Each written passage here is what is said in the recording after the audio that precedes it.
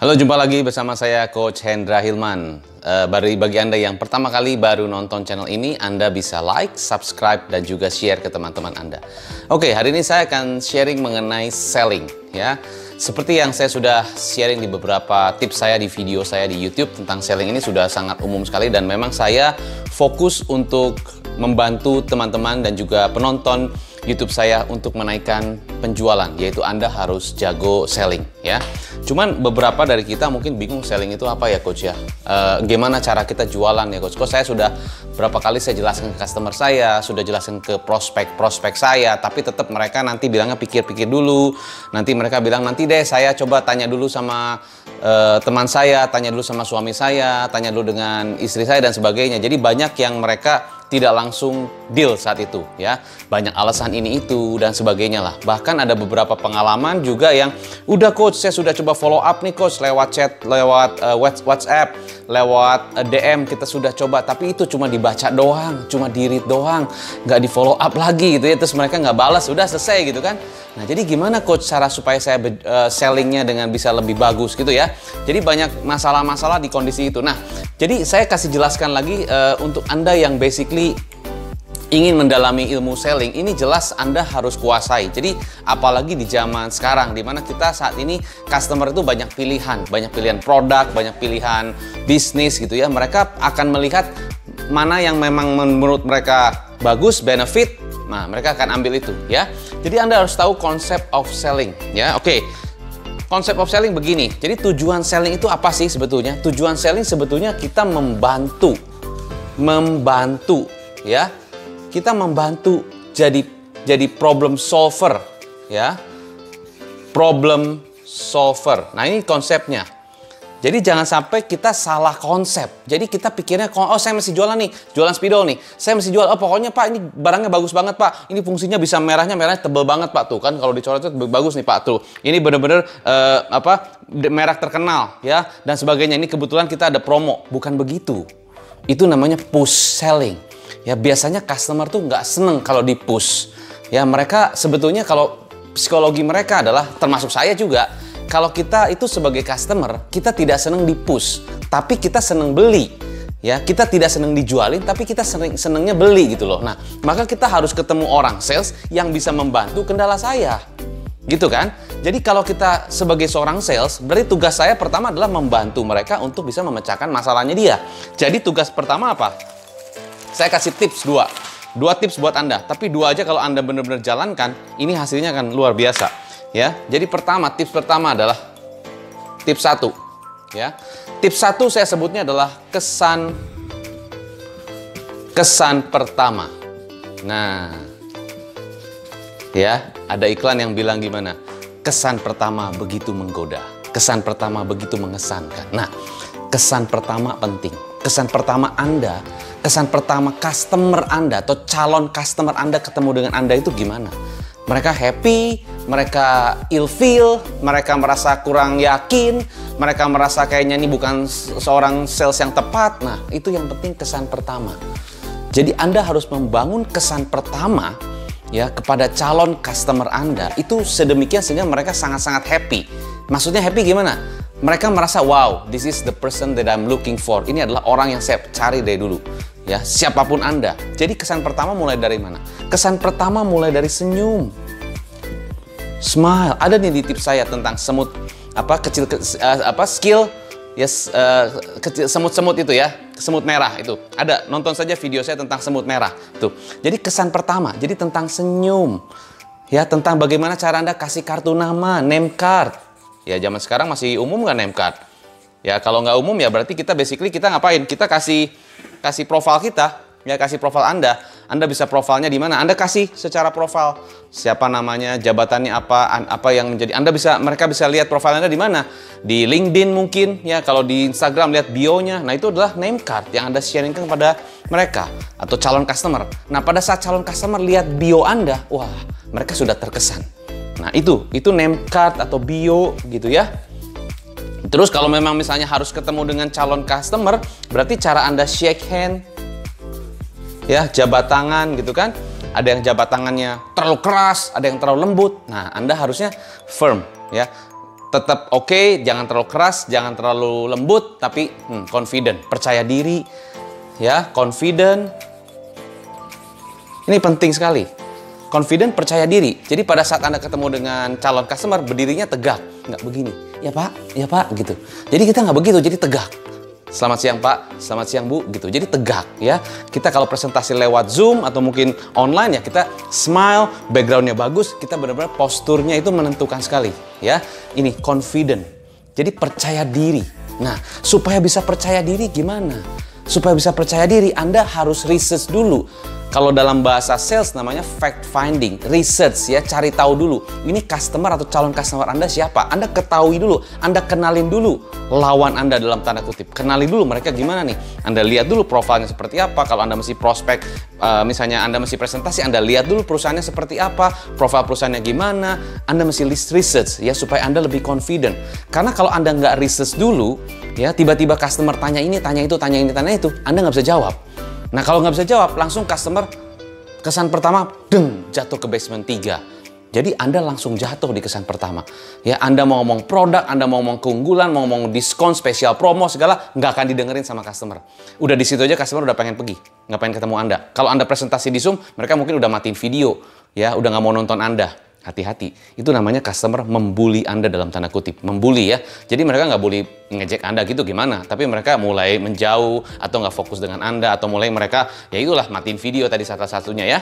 Coach kok tahu banget coach, sana saya pernah lakukan seperti itu ya. Maka saya belajar dan saya akan sharing kepada Anda tentang kesan pertama. Jadi tips pertama, kesan pertama. Ya oke. Tips kedua apa? Tips kedua adalah, nah ini yang paling penting.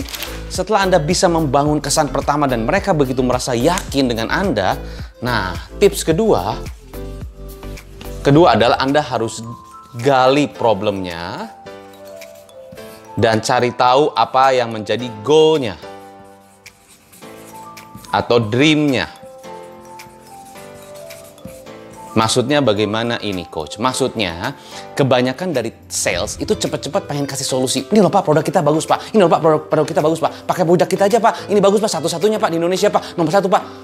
Ya kecap nomor 1. Selalu kecap nomor 1. Tapi Anda harus gali. Tanya problemnya di mana. Ya. Dan pada saat kita gali ya, kita tanya, kita jangan happy, jangan senang dulu kalau customer bilang problemnya di mana Pak? Ya problemnya saya, misalnya contoh Anda jualan apa nih? Terserah Anda misalnya jualan apa, Anda terserah jualan apa, Anda misalnya jualan program deh gitu kan, program apa? Program akuntansi misalnya gitu, atau program apa deh? Ya program untuk di toko retail gitu, Anda jual program. Anda tanya, Pak masalahnya di mana? Iya di toko saya tuh saya selalu manual, jadi saya susah ngontrolnya dan sebagainya. Nah pada saat customer bilang problemnya itu, Anda jangan langsung kasih solusi. Ya kebanyakan dari saya cepet-cepet, iya Pak, kalau gitu Pak pakai program kita Pak, program kita tuh gampang banget Pak, dipakainya tuh easy to use banget Pak, jadi tinggal install beres. Ntar dulu, belum selesai. Banyak dari kita customer baru kasih problem satu, udah langsung kasih solusi. Problem satu kasih solusi, nanti gali dulu. Gali dulu ke bawah. Pak, Bapak, saya kan bikin program Pak, program untuk toko retail khususnya ya. Kita punya program itu untuk biasanya klien-klien kita retail lah, toko buah, toko handphone, banyak ya retail semua gitu ya. Oke, terus problem Bapak apa? Tanya. Ya masalah saya tuh tadi, saya tidak bisa semuanya tuh mesti manual, jadi lama. Oh gitu ya Pak ya. Lalu terus gimana dampaknya? Tanya. Lalu dampaknya gimana? Ya dampaknya kalau gitu terus akhirnya saya keteteran terus kerjaannya. Oh gitu ya Pak. Lalu kalau gitu gimana? Ya kalau gitu ya akhirnya kalau keteteran akhirnya saya nggak bisa sesuaikan laporan dengan benar. Akhirnya saya kekurangan terus pada saat saya lihat kenapa laporan dengan fisik uang tidak sama. Oh gitu. Terus kalau gitu dampaknya gimana? Ya kalau gitu saya jadi pusing. Saya dagang ini sukses, untung apa enggak gitu kan? Oh jadi Pak kalau Bapak terusan begini, jadi Bapak bakal bisa gimana? Ya bisa rugi. Oh gitu ya. Iya, makanya saya pengen tahu nih, apakah program Anda bisa memberikan saya bantuan supaya saya nggak rugi? Oke. Nah, dapat tuh. Jadi kalau customer ngomongnya sudah sampai menggebu-gebu, keluar emosinya, saya sebutnya emosinya keluar. Wah, udah saya pengennya begini nih. Wah, saya pokoknya kesel banget. Nah, itu berarti sudah oke. Artinya Anda sudah menggali sampai dasarnya. Itu core problemnya, itu core masalahnya. Kalau Anda ketemu dokter cuma nanya, ini panasnya berapa lama? Terus sudah pernah makan obat ini nggak? Terus langsung kasih obat. Belum tentu benar. Ya kecuali dokternya udah jam terbangnya sangat tinggi banget, cuma nanya 2 pertanyaan udah langsung tepat nih diagnosanya. Tapi beberapa dokter nanya detail, emang udah berapa lama ya? Terus dari keluarga juga ada yang pernah sakit seperti ini nggak?